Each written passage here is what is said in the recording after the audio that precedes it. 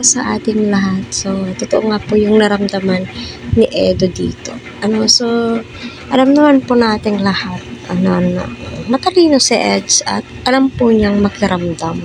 Sa tagal nga po ng kanilang pinagsamahan, syempre lalaki yan. Nakakaramdam yan kung welcome ba siya, kung irritable po ba sila sa kanya. 'Di ba may mga ganun yung tipong pakitang tao pero ramdam ni Edo na mahal siya ng magulang ni.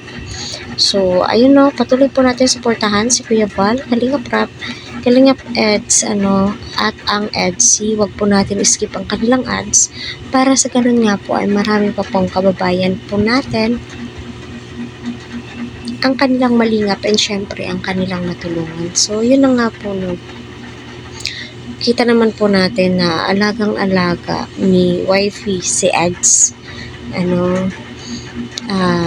Never mo po nakita kay wifey na nagbago siya.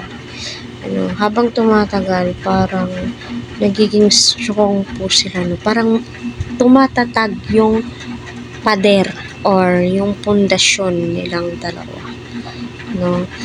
Kita po natin na very close na po sila sa isa't isa. Diba? Mako-compare mo po yung noon at saka ngayon.